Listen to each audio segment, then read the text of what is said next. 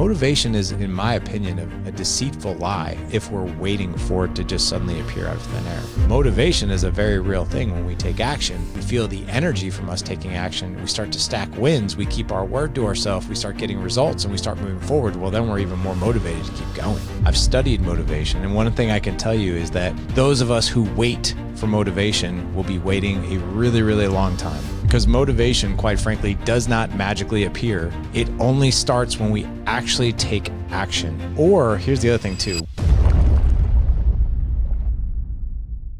All right, gents, welcome to our third episode of the month of April, and we are talking everything motivation. Here's a funny story for you real quick before we jump into this. I literally just saw this on social media in another dad group that I'm a part of. A guy literally put a post up and he said, "Gents, I'm looking for motivation to get healthier. I just can't seem to find it." And it really made me think for a second, because this is our third week in April and we're talking about motivation. This is the third podcast, the third Friday podcast on motivation. I've deep dove motivation. I've studied motivation. And one thing I can tell you is that those of us who wait for motivation will be waiting a really, really long time, because motivation, quite frankly, does not magically appear. It only starts when we actually take action. Or here's the other thing too. We get really motivated when it might be too late. So let me give you an example. We all know those types of people that, trash their health. They have a health crisis, like a heart attack, stroke, maybe pre-diabetic. And then suddenly, man, I'm really motivated to take care of my health. That type of motivation is what I would call crisis motivation. Or your wife just finally told you like, "Hey, I'm sorry, but I'm done here. I am not in this relationship anymore. I don't like how you've been showing up. I don't like that we don't have a connection. I'm done." And then suddenly we're really motivated to change our marriage, right? Motivation in and of itself is fleeting. You can count on motivation to be there if you get shocked and surprised by something that you weren't expecting, and it could have a devastating effect, like a health crisis or a relationship that went south. So I'm going to tell you a couple stories today. One is myself, and one is from a client. So let me start with myself first, because obviously there's going to be a little bit more detail to this, but then I'm going to share with you something that one of my clients went through. So I was not very motivated to show up in my marriage last fall, from about August till about the end of the year. And I'll tell you why. And I've shared some of this before in the past. And quite frankly, here's the other thing too. My wife didn't really feel motivated to show up for our marriage either. Our energy was really, really low for each other. And that's because we were expending energy, a tremendous amount of energy, in other areas of our lives. And this might sound familiar, right? It might sound familiar because like the kids are busy with this, or I'm busy at work with that, or I got this going on and she's got that going on. We're so busy, and especially with kids' activities. And it doesn't really matter how many kids that you have. I've got clients and members in the alliance in the boardroom that have 2 kids that are busier than people who have 5, because their kids are in multiple activities. They're running kids from here to there, from dance to basketball to volleyball to cheerleading to wrestling practice to football to you name it. It just goes on and on and on. So the story that I'm going to share with you is my wife and I have always been really big supporters and fans of our kids' activities, but we've always followed one rule. You are only allowed to do one activity at a time. If you're going to play baseball, that means you're playing baseball. You're not going to play baseball and soccer. If you're involved with Boy Scouts, well, that's your activity, right? We're not doing any sports besides one activity per kid. That's it. That's been our rule. And that has served us really, really well. Now, I will say that we also got kind of lucky. What I mean by that is, up until now, and we've been parents now for 19 years, actually the kids' activities have been pretty darn manageable, and I'll tell you why. So we have 2 older boys, 19 and 17. They've always been involved with fall sports, not so much spring sports. So football and band, right? So that's pretty easy for us. And the little guys were always involved in spring sports, maybe Little League baseball, or they would sign up for a soccer team or something like that. So it was really manageable to have 2 and 2. It was awesome, actually. This past year, my oldest was the drum major for the high school marching band, and he got involved in wrestling right after football season was over in November. So we went from one sport to the other for him. Then my 17-year-old was the starting center on the football team. So it was pretty manageable, though. Like Friday night lights, we see both kids, no big deal, right? Where it got a little crazy was my 5th grader was like, I wanted to be just like my older brother, Mason, and I want to be a football player. I don't know why I said that like the water boy, but I just did. Maybe because he reminds me of the water boy when he plays football, because he just likes to unleash fury. Anyway, he decided he wanted to play tackle football. So my 11-year-old played tackle football. So now we have practices and games for football. And by the way, before all of you hockey parents just laugh your butt off at me, if someone would have told me, please, like that hockey, youth hockey is like a part-time job, like that's the commitment that you're signing up for. And we weren't even in the competitive league. We were in the recreational league, because there are 2 different ones. But I will tell you, the recreational league, 3 practices at least per week. And if you're a hockey parent, dude, it's like you got to it's luggage. Like you're bringing luggage to the airport, but the airport's an ice rink. And then you got to get all the gear on. You got to show up like 45 minutes before the game, right? Get all the gear on. Then, you take all the gear off, pack up your car. I mean, it is a thing. It ain't like soccer where you get your cleats and you go get in the car. Oh no, we're packing up for the thing. We got like 25 items we're bringing with us. That's hockey for you. So 3 practices per week, 1, 2, maybe even 3 games, tournaments on the weekends. So for about 5.5 months, Jessica and I were literally dividing and conquering. Okay, you got wrestling, I got football. Okay, I got football, you get band. Okay, I got hockey, you go get football. It got crazy. Like literally our calendar, every single night of the week was committed to something, whether it was a game, practice, concert, like whatever, right? It was committed. And I'll tell you, it was very fulfilling. Seeing our kids that busy doing all these really cool sports, man, it was awesome. But holy crap, it's a drain on the energy as well, because you're like, wow, I really like this, but man, it's hard, right? So what did that do to me and Jessica? Jessica and I, for years, man, we've been married now for almost 22 years. We've always prioritized our relationship. Always, always, always. Well, no, time out. I let me take a step back. We've always prioritized our relationship over the past 10 years. We did a really crappy job of that the first 10 years. And we pretty much ran into the same rookie mistakes the first 10 years that we did in the fall of this past week or the past year. So how did this show up for us and what was going on? By the time we would get home, and just take like a given like Tuesday, right? By the time we get home from really, kids get off the bus. All right, real quick, get them something to eat, jump in the car, bring them to practice, come back home, like shovel in any type of like food that you possibly can, do your homework, get ready for bed. And we're all doing this stuff. Us clean up, after dinner. It was nonstop. We never had any margin as a family, none. And because of that, Jessica and I were really never motivated because of exhaustion and energy expenditure to really prioritize our relationship. And here's the funny thing. We both looked at our relationship as like, we're pretty good. We're always really good. Like we can afford to expend this type of energy outside of our relationship and 100% into the kids. And what I'll tell you is we drifted. It was really sneaky.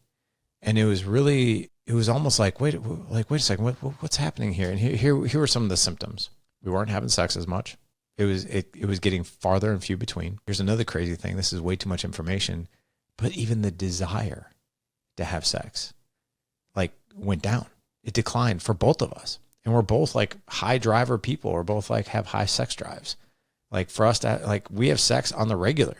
And it just got to the point where like, man, like it actually feels a little better to just like lay next to each other and watch Yellowstone or something like that that's on TV and just chill out and decompress than it is to have sex. And during those times, we were like, it was actually justified. I know it's mind blowing to me. It's like, it's actually justified. Like I'm a dude and trust me, I'm no different than any other dude. Like I'll take sex just about any time. Like I am not hard to push over for that one. But I found myself in situations where I'm like, I can, but I don't really need to. I'm kind of okay. And I really didn't expect that was going to have an impact on our relationship, but it did. So what happened to us? We started to grow apart. We started to have fewer date nights. We started to have fewer conversations. Basically, our conversations actually turned into the things that we didn't like. So like it became all about tactical plug and play, a game of chess when it came to the kids and the activities and all the things that we were responsible for. Like literally, it just became a team of execution. And that does not do so well for your marriage, for your connection, for your intimacy and your sex life. And all the while, there was a part of me that's like, I need to find motivation. I'm just not motivated right now because I'm so tired. She's not motivated right now because she's so tired. And that started to sneak up on us. And what did we see? We started to see ourselves arguing more. We started going to bed without any intimacy. We actually held hands less. We kissed less. We hugged less. We would pass each other in the halls. And I'm not even kidding. Sometimes we like give each other like a high five, like, which is cool, but that's not like insanely connecting or like awesome, right? So how do you stop that? You stop that by taking action. By the evenings that you're like, you know what? It seems so easy. Like I'm really tired. I've had a full day of work. Kids got home, ran them to hockey practice, ran them to wrestling practice, did some off-season football training, whatever it is, come home, rush to eat something, rush to clean up, rush to do homework, rush to get ready for bed. Okay, everybody's good. Okay, and boom, you just crash. And you're just waiting for like this energy and this motivation to like miraculously appear out of thin air. You're like, I'll be motivated at some point. But here's the funny thing. We don't get motivated until we get a shock. And a conversation that Jessica and I had kind of shocked us both. And I'm like, hey, I've noticed these things. Have you? And all these things that I'm talking about were the ones that we've already talked about. And she's like, I am. And I do feel distance from you. I don't feel as close to you as I once was. Like, and that kind of scares me a little bit. And she was just very matter of fact about it. And so was I. I was like, I actually feel the same way. And I asked her, I was like, do you want to feel this way? She's like, oh my God, no, I don't. And I was like, I don't either. So what do we do about it? It boiled down to this. She's like, we go back to our non-negotiable date nights. Whether we feel like going out or not, we're going out. If we have the slightest desire to have sex, but it might feel easier to just chill out next to each other and watch like Yellowstone, we're having sex, because it's always the action that is taken versus waiting for this feeling of motivation to come out of nowhere. Because quite frankly, it rarely comes. Motivation is in my opinion, a deceitful lie if we're waiting for it to just suddenly appear out of thin air. Motivation is a very real thing. When we take action, we feel the energy from us taking action. We start to stack wins. We keep our word to ourselves. We start getting results and we start moving forward. Well, then we're even more motivated to keep going.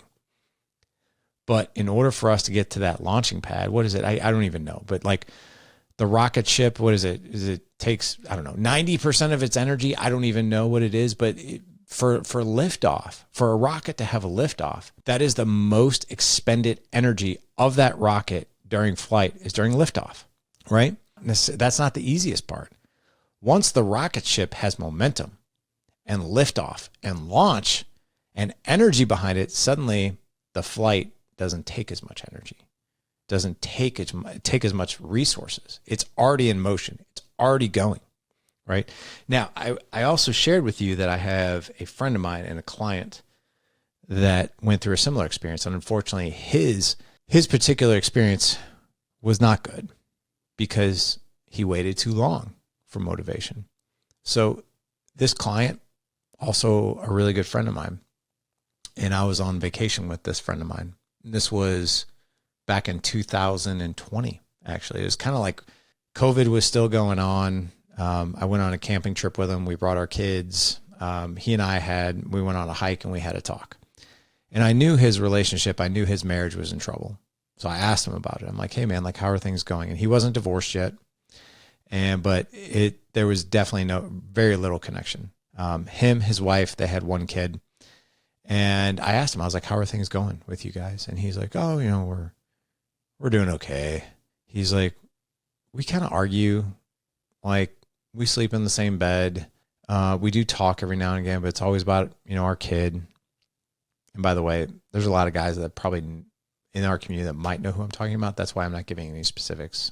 whether he has a boy or girl, where we were at on vacation, all those things. So I'm keeping details at the lowest I can possibly share. So anyway, I asked him, I was like, well, what's going on? He's like, how long has it been since y'all have had sex? And he's like, dude, it's been like a year. I was like, a year? He's like, yeah, a year. And that was mind blowing to me. I was like, a year? Like, oh my God, like, dude. I was like, and I just, not granted, I didn't know as much about relationships as I do now. I mean, this goes back 5 years ago, but I was like, dude, you should go, after this trip, you go home, you should go home and just ravage her. Just go home and just take her. And he's like, yeah, I can't really do that. And I'm like, what do you mean? He goes, dude, at this point, it would actually feel awkward. I'm like, what do you mean it would be awkward? He's like, brother, let me tell you, you let enough time go by where you're second guessing yourself, second guessing whether or not you should make a move, an advance, maybe deepen the relationship. You know, it's strained. You know, you second guess yourself. You don't really feel motivated to make a move or to take her out or initiate sex because you feel like, well, I'm not really motivated right now. Plus, like, there's the risk of she could say no or reject me or whatever. He's like, if I would have known that the longer you go without intimacy, the more awkward it becomes, I would have taken action way earlier. Like, I would have taken, like, right now, he's like, it's too late. He's like, I honestly don't even think we'll make it. And here we are 5 years later. They've been divorced now for quite some time. I think they got divorced within that year. And if my memory serves me right. And what I can tell you is he was like, it felt awkward and I was waiting for motivation to strike. And I didn't. I didn't listen to that call. I should have taken action without the feeling of motivation because, quite frankly, the situation I was in, motivation, it was never going to come. And because I waited on it, my marriage waited, and my marriage waited too long. And because of that, we're now divorced. He's like, because I was waiting for motivation. I was waiting for the time I was motivated to go initiate a connection with my wife or initiate sex or initiate a date night or initiate a conversation. I just let it ride. I just kept waiting. So why am I sharing motivation in marriage? It's because it shows up for us in the exact same way. Those of you guys who are listening to my voice right now, maybe you're in your car, maybe you're on a walk, maybe you're in the gym, on a hike, or you're just listening to me while you're just in your house. You know who you are, and you know if your relationship isn't operating at the highest level possible, right?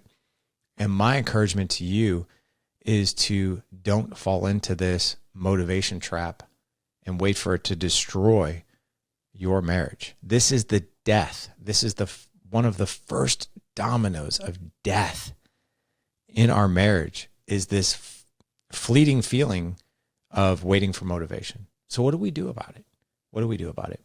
Number one, love is a choice. It's not a feeling. It's a feeling because we choose to actively love the other person in that way. Now listen, let me back up for a second. Psychologically, when we first meet our spouses, like our wives, right? Or when we're dating them, like we fall victim to all these chemicals that are happening in our brain, like oxytocin and dopamine and all these things. It's just like, it's that honeymoon phase. It's like this rush of like, oh my gosh, this is the most fantastic person on the planet. They can do no wrong. She's so beautiful. We have so much chemistry. It's so easy. It's effortless. It's amazing. It'll always be this way. Now, as I say that, we laugh at that kind of thought now, but that's probably the way that we felt, in the very beginning of our relationship.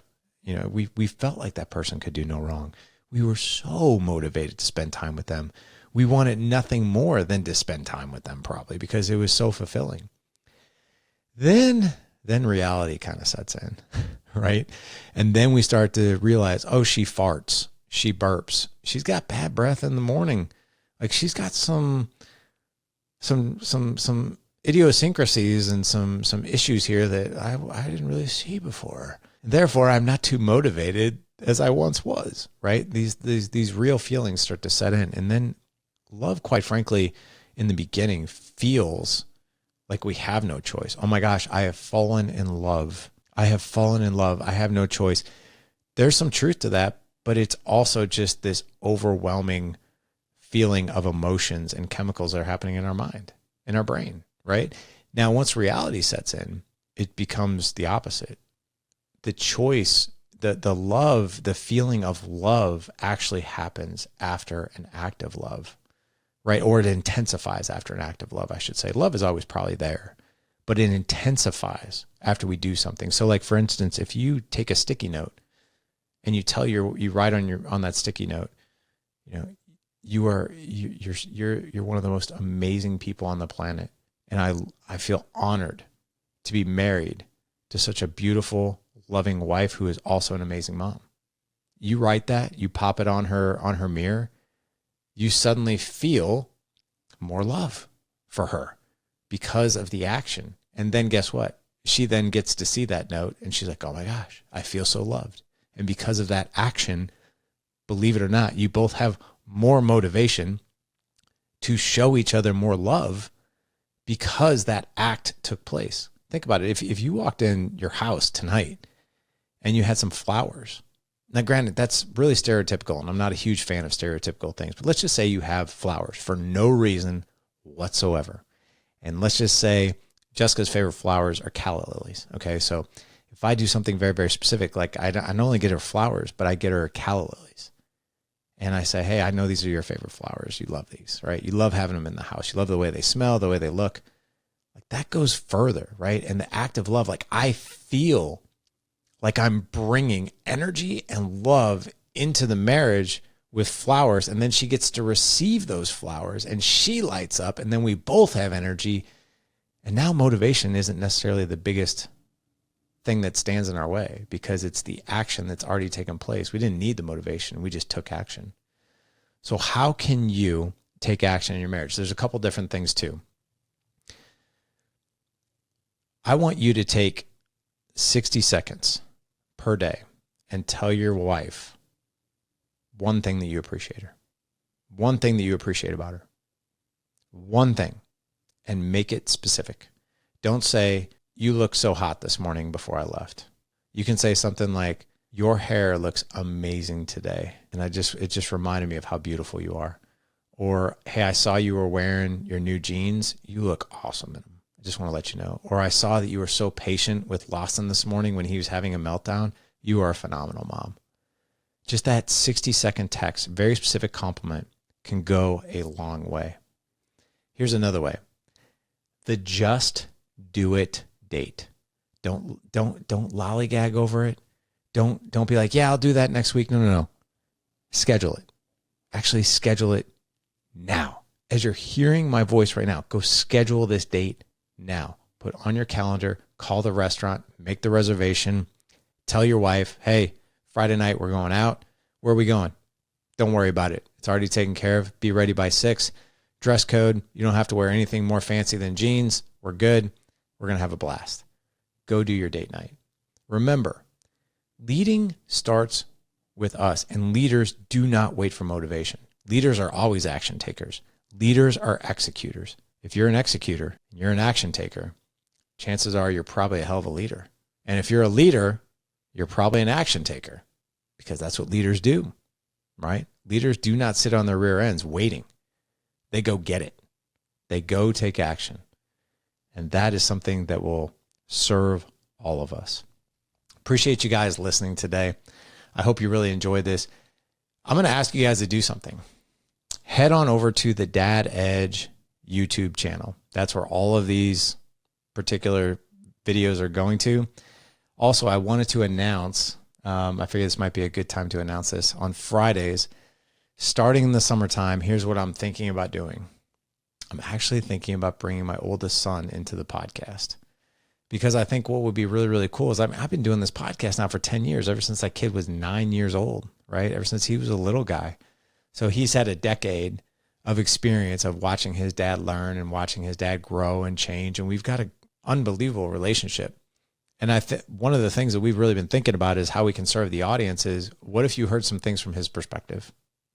From a young man's perspective who was a kid, right? He's not a kid anymore, but a young man who has experienced all the great things about being raised with a dad who's learning, all the times his dad fell on his face and face planted, which by the way is like daily around here.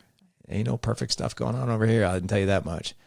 but all the mess ups and all the recoveries and all the repairs and everything, we are actually prepared, and we're thinking about launching a show on Fridays that's going to be father and son, that's going to allow the rest of the world just a little bit more in on how we operate as a family. And we're not going to hold anything back either. If I'm being a total douche, he'll tell you. And if I am, I'll probably tell you too. But this is how we learn. This is how we get stuff out, is we share, right? And that's what this is all about. So, gentlemen, thank you for all the support. Thank you for all you guys are doing out there. Continue to share the show. And I ask you also, go to Apple, go to Spotify, leave us a 5-star review. If we've helped you in any way, shape, or form, that helps the show immensely. And it's free. It's free content. That is your to-do today, and to text your wife, and to go take her out on a date. So I guess I gave you like 3. But that's all right. Gentlemen, have an amazing week. Talk to you soon.